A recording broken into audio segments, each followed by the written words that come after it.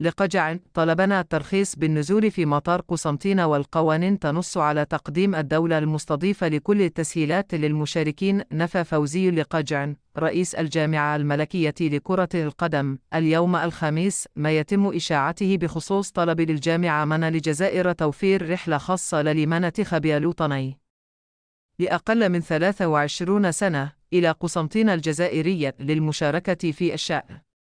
وقال لقجع في تصريحات إعلامية عقب اجتماع المجلس الحكومي: الجامعة لم تطلب طائرة خاصة من الجزائر لتوفير رحلة خاصة للمنتخب الوطني إلى قسنطين.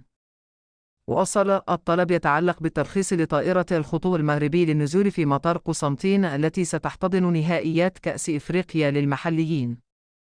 وأضاف: المواصفات المعدة لتنظيم الأحداث الرياضية على المستوى القاري والدولي تنص على أن تقدم الدولة المنظمة جميع التسهيلات للدول للمشاركة من أجل وصولها إلى البلد المضيف للمشاركة في الحدث. وكانت الجامعة قد وضعت الكاف بين خيار سفر المنتخب الوطني إلى مدينة قسنطينة التي ستستضيف مباريات هذه البطولة عبر رحلة مباشرة انطلاقا من مدينة الرباط أو الانسحاب من البطولة.